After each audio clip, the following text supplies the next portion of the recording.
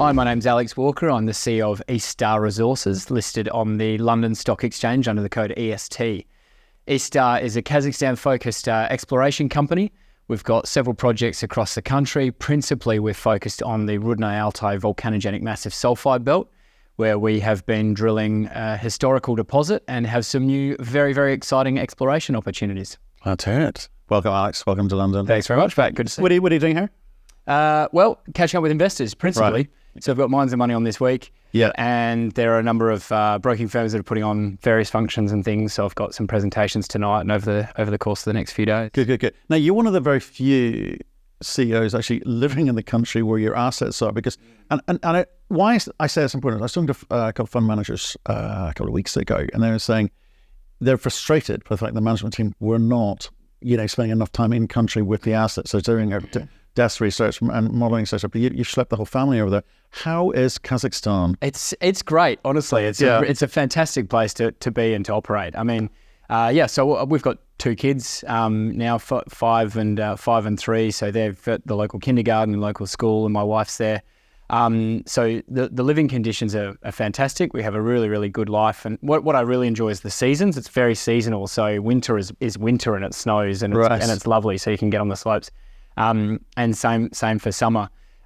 So personally, it's been really, really good, and operationally as well. I mean, there's no way that we would have been able to achieve everything we've done in the last, year and a half, 2 years without me having been there, which is numerous exploration programs, geophysics, sampling, all of that kind of stuff. So it really helps drive things forward. And we'll get into the three distinct projects in a second, but the kind of cost base there. How do you kind of rank that against, like, say, doing business in Australia or Africa? I mean, yeah. So, well, I mean, once we're operating, I'd say incredibly well, and that's usually the comparisons we like to make. I like to say it's the cheapest place in the world to dig a hole. Right. You've got big companies are doing their mining costs for $1.20 a ton for contract mining. So it doesn't get much cheaper than that. And so it's a fantastic place when you're actually building a mine. You need, it's quite, I'm going to say administratively bureaucratic. So you need the team to get things done. So we've got, in-house accountant, lawyer, office manager, ecologist, and so on. Yeah. So that's quite good, but the salaries aren't exorbitant. So, you need it, but you can afford to do it. Right. But that's quite helpful for me as well, because it also means that I can allocate my time accordingly, because I know that, the various portfolios and things are being looked after. Right, and I think most of the people watching this will understand Kazakhstan's big in oil and gas, but also I think dear to our subscribers' hearts, uranium as well. And what they've seen there is the kind of Russia influence and China influence on the country, certainly around commodities. What can you tell us? Because you've also done something quite interesting, which set up the Chamber of Mines, I think. Yeah. Well, that's right. So we did that early on this year. I mean, look, it's part of this great game concept, isn't it? I mean, Kazakhstan is incredibly strategically located between a lot of powerhouses, and they're trying to make themselves Western focused as well. And President Tokayev has been quite vehement on that fact. But at the end of the day, it's a country that's just hit 20 million people. It's nearly 2.7 million square kilometers and in a strategic location. So it needs to be democratic in a way that it approaches the various power bases in the region and so on. But to that end, it also has a lot of support. And I remember it was the first place that Xi Jinping came after COVID. He came to Kazakhstan and he talked about the strategic nature and said how vehemently China will help protect Kazakhstan's sovereignty and so on. So, for all those reasons, it's very good. The country signed MOU for critical mineral supply with the EU and with the UK. So, I don't think there's not many countries. I think the UK has signed 7, and the EU certainly now, I think maybe it's a bit more, but it's 5 to 7. So, it's got the political will to develop mines, it's got the potential to develop them, and it's got the stability to develop them. And I think that's being recognised. And we set up this Chamber of Mines really because we just wanted to tweak really the mineral law more than anything else. It's like AMEC, or the potential hopefully to be like AMEC in Australia. And so Rio Tinto's joined, Fortescue Metals Group has joined, a lot of international, a lot of local companies as well. And now we just have the opportunity to do things like write to the minister and say, by his invitation, what would you change? What would attract more foreign investment? So, the mineral law is fantastic, but there's always room to improve, and so we get this real voice now, which is good for us as well. Right. So the big boys have joined up with you. This isn't just some small company trying to affect their influence in country. So there's a lot of miners already there who. Well, why didn't they do this? Well, look, it takes someone who will work long hours for free to get something like this up and running, doesn't it? So no, look, they're really happy to support it, and it's fantastic to have that because what we really want to do is we wanted a democratic chamber to say we're not looking after any particular investor. Rio Tinto pay the same fee that E-Star paid to get in. To vote on the board is they have the same vote and the same level of influence, and that for us was really important, in the initial months and years, and even the initial board, of which I'm a member, the inaugural board, we said we'll only do 6 months, just so when we get enough members, then we can have democratic votes and we'll have a democratically elected board. So even that was just the whole purpose, was to say it's transparent. This is what explorers want, want to try and influence it. Because I mean, it's a kind of oil and gas well established. And then obviously, effectively, state-controlled uranium company in Kazakhstan. Mining, fairly nascent in that sense. I know you've named a few big players there, but given the size of the country, you've always used this phrase, it's like Australia 20 years ago, right? Yeah, exactly. So there's a lot, it's mineral endowed for sure. But how does the government view that? I mean, they're not here at the conference, for instance. Like, they're not sort of marching around saying, "Please come into our country." But how much do they help you? I guess. So they sort of are doing that, but they're just, I guess, they're picking and choosing their battles at the moment. Right. So there's a Kazakhstan day in PDAC. Is there? Okay. Yeah, and there's a big Kazakhstan stand. So and this year certainly, I believe some quite senior ministers will be going over and participating. So they're trying to do that, and we actually see that as a way that the chamber can help as well, and promote at various conferences and other bits and pieces, because we don't see it as competition. We want more people to come to Kazakhstan, right? It's not competition. I mean, yes, we've got this first mover advantage kind of concept, which is absolutely true. Completely understand the working environment, but more junior companies coming, having success, will just help promote the jurisdiction. We're coming up more from the point of view of, like, at some point you're going to need more staff, more trained and skilled staff. You're going to need more, companies, service companies in country providing backup services for you. And it's more about, and universities which are training these people locally as well. So all of that needs to kind of be built out. Right now it is a kind of, like I say, it's nascent, it's early days. Is that part of the remit for, do you see it as part of your remit to kind of help with that understanding? I guess, well, as a board member of the chamber, I'd say yes. Okay. And I guess all of this, the intention is to help E-Star as well, right? Because if we do have problems with qualified staff, today or in 5 years' time, it'll be partly because I might have not done enough today to help, shift. Well, that's where it's going with this. But you're right. But look, I mean, it is nascent compared to oil and gas, but it does have a very long mining history. I mean, the belt that we're in has been mining for a couple of hundred years.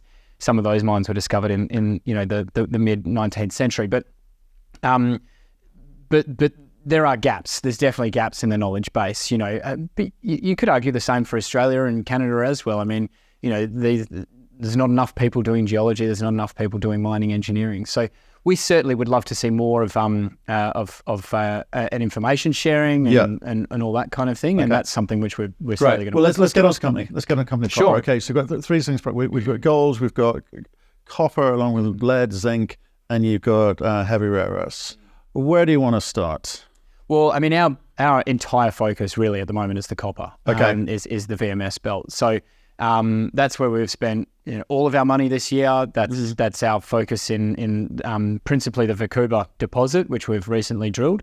And so the whole prospect for us is converting that to JORC resource, going through feasibility study, getting it into production, as well as expanding the exploration within that Rudny Altai VMS belt. So we like copper. We especially like polymetallic copper, because if you can get zinc credits and gold credits and silver credits, all the better. Right. And it's just going to lower those costs. So that's our focus. Okay, copper, great thematic to be into. I'm in it. I love it.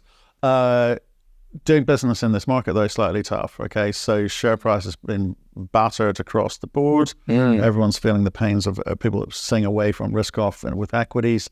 Let's see what next year brings. But in the meantime, you've got to manage your own cash position. You've got to continue to move the company, advance the company along, not just, I guess, hide. So where are we with cash? What precisely are you doing with it? And, where does that get you? What does it tell people? So last month we raised £540,000, which, isn't a huge amount of money, but for a company that watches its balance sheet quite closely, it can get us quite far. So cash isn't a problem at the moment. And we've also finished our exploration season in the short term. So we don't have any big capital items coming up in terms of drilling and so on and so forth. It's just paying the bills now for the assays. Right.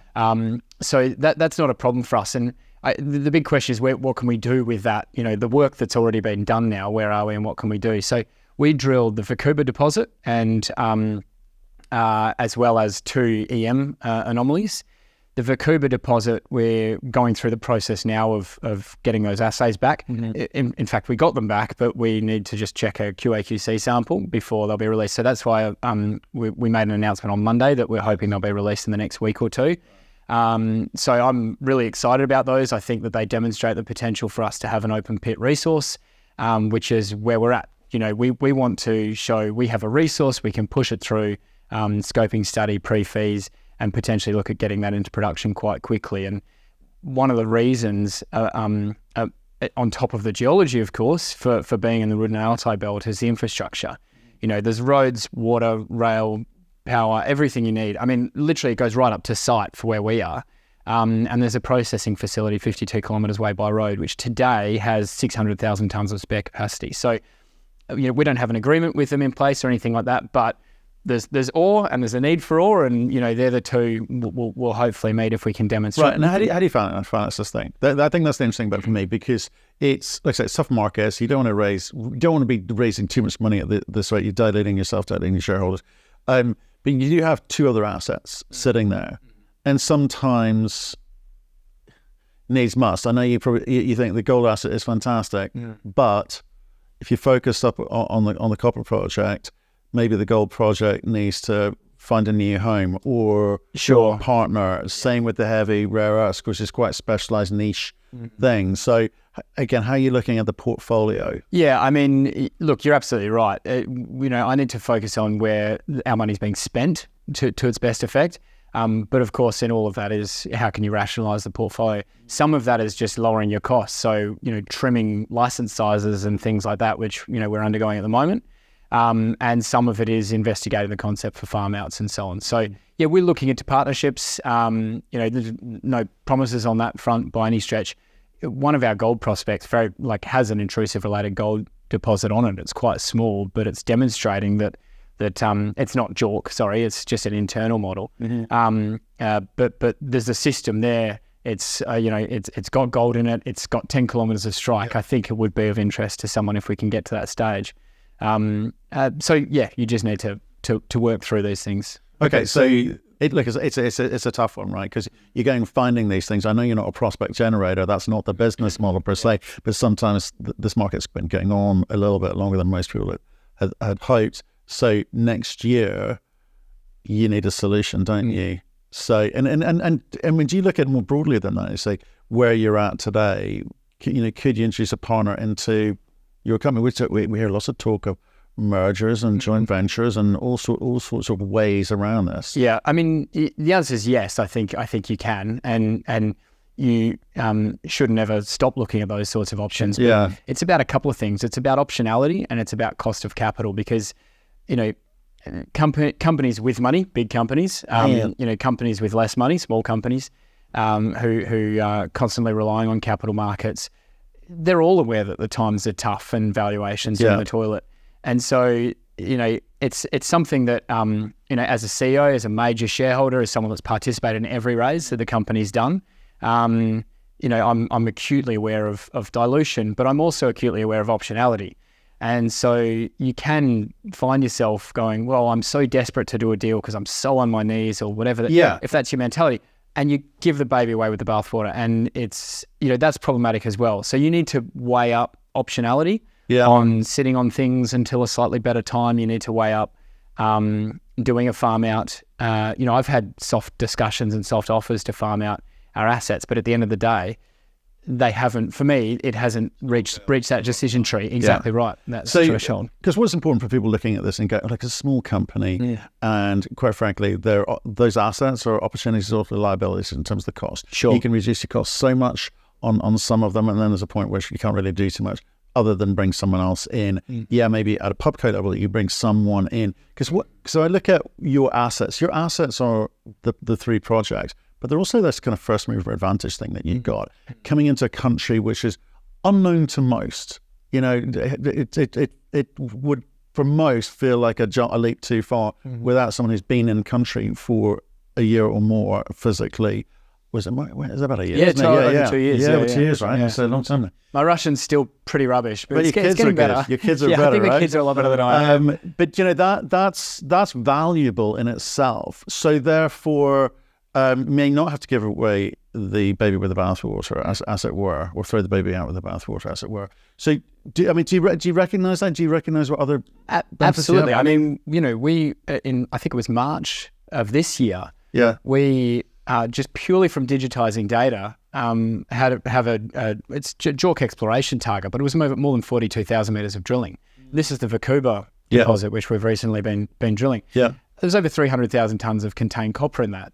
Our market cap today is less than 3 million quid, and we've got 42,000 metres with this old resource. So we were looking through that validation. Those sorts of opportunities don't really exist frequently in just about any country. So that's the sort of thing that you can get that first mover advantage aspect to. We just announced results. It was just rock chip results from Taloskoy, which is another target which we pegged.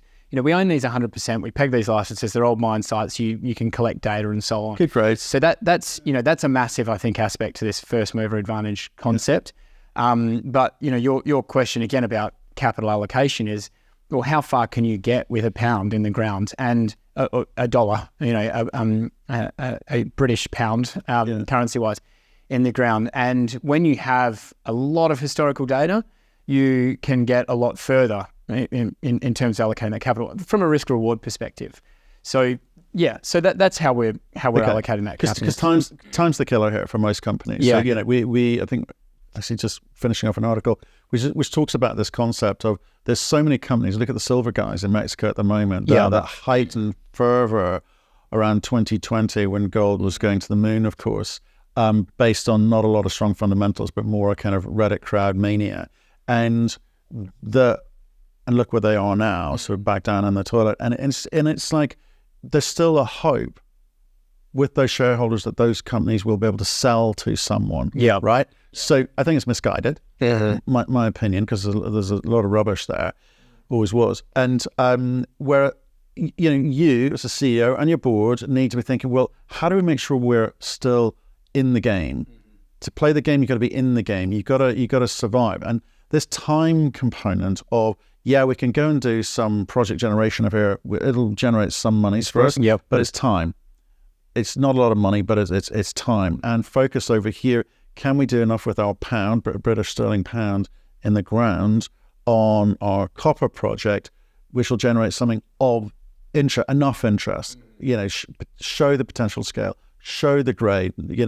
It's got to be more than rock samples. It's got to be drilling. Absolutely. Real stuff. So, do you know what I mean? So you can spread yourself thin and come away with nothing, or you can get focused, or you say we are going to have a kind of holding pattern here of light G&A type work, pegging, etc., which will be valuable to someone. I mean, there's so many variables on the table there. Absolutely. What are the conversations? Well, you could start with G&A if you wanted and say, and I completely agree with that. One of the problems with G&A isn't just general overheads of small companies, and I think we've done a really good job at managing that. And we've even more recently, culled quite significantly. Director pay cuts and so on have all been implemented, significant ones. And so, we're really monitoring that quite closely. But the other risk, of course, is just your standing still costs are actually very expensive, or can be, as a percentage of your allocate.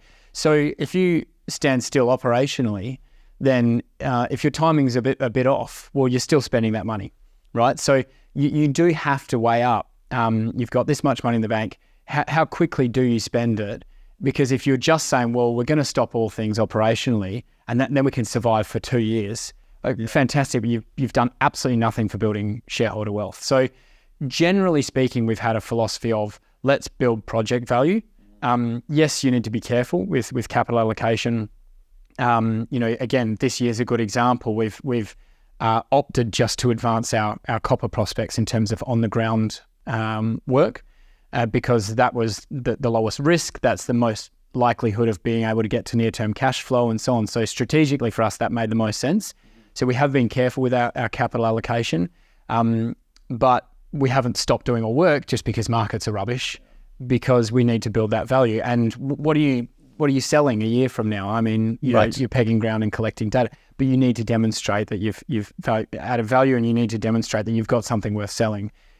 We've done that. There's no doubt in my mind that we've done that, and that's now, I think that'll be realised in the market, and the results we'll be putting out in the next couple of weeks. It was literally my next question, was in a year's time, what will you need to be able to show to be able to, one, obviously keep confidence of the shareholders and the market more broadly, but more importantly for anyone coming in, which is, I would say, the most likely outcome, unless the copper market explodes next year. What would you need to show? You're saying you've got enough now to be of interest to an industry player or JV partner of some description. Yeah, well, I mean, so let's use the Verkhuba deposit, because that's obviously the most advanced one, I think, that we're talking about in terms of potential to develop. So the drilling that we've done, will hopefully demonstrate that there's open pit potential there.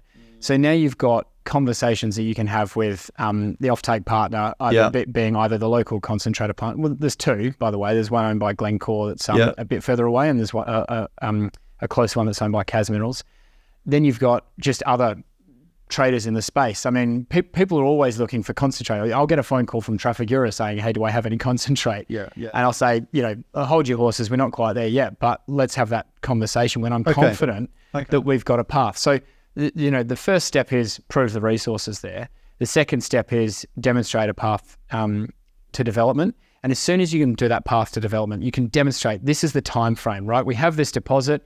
Yes, it's not 100% de-risked. There's still metallurgy and infill drilling and all these other bits. But there's a deposit there. We can risk weight, all of the other things. Now let's talk development options. Is it a prepay? Is it a royalty? Is it an offtake? Is it something else in terms of non-dilutionary finance that you might be starting to investigate? The absolute first step is, do you have a deposit, and is it likely to be economically okay? You're an Aussie. You love these things. It's very different from Canadians. Kind of say we'll go early, get some cash flowing, and we'll worry about scaling it later because we know it's there.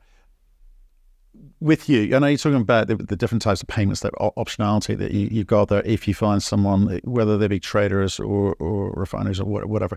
But what's the earlier options? Are you saying that DSO is an option, direct shipping, or concentrate you talked about there? I mean, firstly, anything I say now is not being an economic study. No. It's like these are options that companies have available to them. That's right. Well, but not all companies, right? Okay. Because of our proximity to infrastructure and to mills with excess capacity. They are options for us, but they're not option for a gold project sitting by itself in the middle of West Africa or something along those lines. Okay. You need that critical scale. So we have potentially the option to do small scale developments. What could that look like? Well, that might be 5 to 10 million tons in an open pit that you're mining 500,000 to 1 million tons a year. You are putting it through a crusher and just literally trucking it up the road. Or you could be doing dense media separation and ore sorting to try and upgrade it to a 5 or 10% copper. Well, maybe not 10, but a 5% copper concentrate. You've got to obviously do the studies to see what they look like. for the Verkhuba deposit, the historical metallurgical work that they did gave a 95% plus recovery on copper. So we know that it should float quite well. Okay. Well, at least from the sample that they did. So we've got confidence that there will be a metallurgical process route that will work here because of that historical work. When we get to that point, hopefully next year, that's when you start to do your trade-offs, your economic trade-offs, and you say, well, how much does it cost to truck up the road? Again, in Kazakhstan, it's pretty cheap because you're not paying a truck driver $150,000 a year, and you're not paying $2 for diesel. You're paying 50 cents, and so that becomes a very real reality that you could say, well, maybe I don't need to build the entire processing plant or something. Maybe I can literally truck this 50 Ks as a mine gate sale. I don't know yet. I don't know. No, you don't know yet, but there's a potential. But I like the fact that there's the potential there for you, because when I look at sort of small companies, I go, oh man, this is going to be a cash-strapped, cash-constrained company, not going to be able to move things forward until something drastic happens in the marketplace. You're saying you're in a kind of cheap environment, and I said it right at the outset, it's a low-cost environment for you with optionality nearby for near-term revenue solutions, whether it be DSO, whether it be concentrate, and how you scale up your own infrastructure to kind of deliver on those things as well. That's interesting to me. Well, here's some speculative numbers, and they're not my numbers at the start. So these are derived. AMC, which was our independent consultant for the JORC exploration target. Yeah. So they did, I guess he got a bit excited. The QP got a bit excited and put optimized pit shells on where we might have open pits and so on. And he put an NPV, a middle case NPV on just the open pit, which is 5 to 6 million tonnes at about 1.5% copper, of $242 million. Now that was without capex, so let's be very clear. But let's just look at that number then and say it's without capex. Well, is that big enough to build a mill yourself? Maybe not. That might strip quite a lot of the capex out. So let's say that you give a reasonable chunk of the project economics. 40% or something like that to the concentrator where the ore's going through. So they take 40% of the entire economics. Well, let's just halve that number then and say the NPV is now 120 million. Well, that might be 120 million with a 5 or 10 million capex because you've got a cutback, but you've got a crusher, and you need to potentially. I mean, I don't know. Maybe you're using their tailings dam as well, but you might obviously need someone to put the waste, but. That's not $100 million capex. That's a manageable one, potentially one that's manageable using pre-sale or equity. Exactly. Or debt. See, that becomes very, very interesting to me. And I think in markets where there's a slightly new paradigm out there at the moment, certainly in terms of the capex numbers that we're seeing, and some companies being absolutely crushed when they put their capex numbers out there, is start small, get revenue flowing, non-dilutory capital raises as well. For near-term, revenue, not 5 years out. We're not planning for 2028 here. And I think that's the kind of nimble, agile behavior I want to see from companies, not based on fantasy, but based on studies, based on fact, and going through the face. And that gives you a chance. I mean, even our base case sort of economic studies, the whole reason we did that exploration target was to say, do we even want to drill Verkhuba? Before we start drilling and checking out this model, let's do a base case economic analysis to see if this works. So it was the most sensible thing to do before you start spending money in the ground. Is a target really worth drilling? And I mean, unequivocally, yes, right? For Verkhuba, it was absolutely worth drilling. And so so we did. And it's presenting, as you say, it's presenting that optionality in terms of taking things forward. Yeah, and I think that obviously the grade is doing you a big favour there as well. Low cost environment doing a big favour because the margins will be there. Copper costs the same when you're selling it in Kazakhstan as it does anywhere else. Well, right? It does, yeah, exactly right. But it's bittersweet because actually Kazakhstan has, in one of the changes they made to their mineral law, they put a 5-year moratorium on the mineral extraction tax for all I think it was all commodities. If you have basically a thin margin project, so if your IRR is less than 15%, then you don't pay the royalties. So I mean, obviously we would expect a considerably higher IRR, which is unfortunate, because you kind of want to save on the tax. But at the end of the day, it's the economic trade-off. It's a nice problem to have. So that's one of the ways that they're supporting exploration and development and just providing that sort of potential to to make things more feasible. Good man. I've enjoyed this conversation. Yeah, mate. Thank you Great very to much, see you. man. Thanks so much for your time. Yeah, we really will good. see you soon, and we're definitely staying in touch. Okay. Nice one. Thanks, Matt. Thanks, everyone.